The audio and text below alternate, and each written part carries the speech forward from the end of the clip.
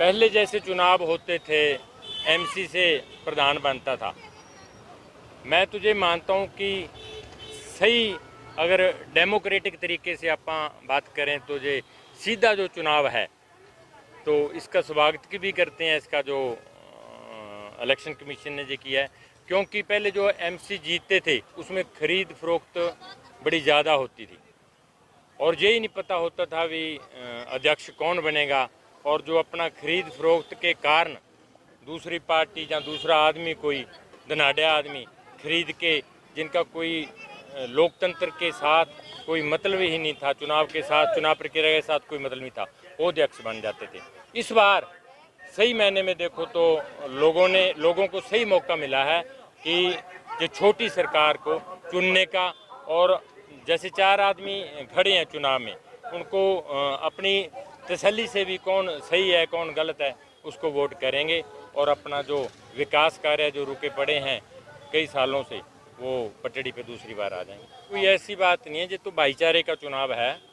और बड़ा पीसफुली चुनाव हो रहा है, क्योंकि लोकल जो चुनाव होते हैं सारे जो उम्मीदवार हैं 3-4 आपस में रोज़ मिलने वाले हैं आपस में, ऐसी कोई बात नहीं है कि सरकारी। ठीक है, चौधरी रणजीत सिंह ने अपना चुनाव इसको बना लिया, उन्होंने दिन रात मेहनत करी, रात को 2-2 बजे तक भी वोट मांगे, लेकिन रानिया की जनता ने मेरे ख्याल से मन बना लिया कि ये सचदेवा जी हैं जो मनोज जी, उनको भारी बहुमत से जिता के भेजेंगे। तो सीटें निश्चित तौर पे जीतेंगे। टेकचंद छाबड़ा जी है, वहाँ आप गए होंगे डावाली में,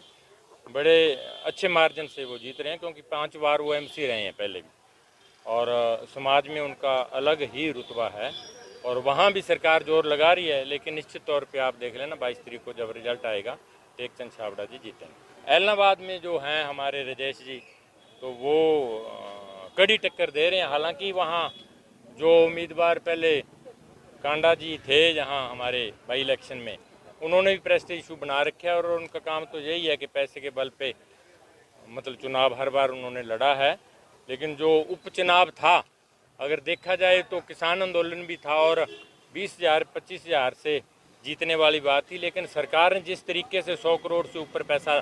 पानी की तरह बहाया तो मार्जिन इसलिए वहाँ सिमट गया। लेकिन ऐसी बात नहीं है, लोग समझ चुके हैं इस बात को, और निश्चित तौर पे वो भी चुनाव हम जीतेंगे। चौधरी अभय सिंह चौटाला जी परसों आए थे और डावाली में गए थे, लेकिन उनके जो बेटे हैं अर्जुन चौटाला जी, उन्होंने कमान संभाली ऐलनाबाद चुनाव की, और उनकी जो धर्मपत्नी है चौधरी अभय सिंह जी कांता जी, वो डावाली में उनकी परमानेंट ड्यूटी थी, और हमारे सुनैना जी हैं जो चौटाला, उनकी भी परमानेंट ड्यूटी थी, वहाँ वोट मांग रहे थे। और जो रानिया क्षेत्र के हम लोकल जो लोग हैं, हम 10 दिन से यहीं हैं। प्रशासन को भी बधाई देते हैं कि उन्होंने सही तरीके से और चुनाव कराने की कोशिश करी, और लोगों का सहयोग भी रहा उनको, और 100% जो 6 बजे तक पोलिंग है, 7 बजे शुरू हुई थी, और बड़ा पीसफुली होगा जी। बिल्कुल वेखी जाऊगी जी, क्योंकि काम बहुत अच्छे होए पंजाब दे विच, क्योंकि ये दूजियां पार्टियां जिहड़ियां ये लोकां नूं एक भड़काउण दा काम कर रहे हैं, ते लोग समझदार लोग है, अजकल लोग समझदार हो गए, लोग इस चीज़ के उत्ते असर नहीं हुंदा गा लोकां ते, ते इस करके आम आदमी पार्टी ने जिहड़े काम पंजाब च कीते वो हरियाणे दे विच भी होणगे जी। कोशिश तो हो रही है इत्थे राणियां दे विच। एक तुसीं गल मेरी मन्नो, जो एक एडे वड्डे कैबिनेट मंत्री नूं मैंबरी की वोटां मंगण की लोड़ पै जे तो समझ लो वो डरे है कि नहीं डरे, बस यही गल है जी। नहीं जी ऐसी गल तो हजे तक कोई सामने नहीं आएगी। तो बाकी ये जी बीजेपी है, ये सरकार है, ये धक्का जरूर होंदा है, तो धक्का ये करते हैं। इत्थे शराब भी वंडी गई है, सब कुछ होया, तो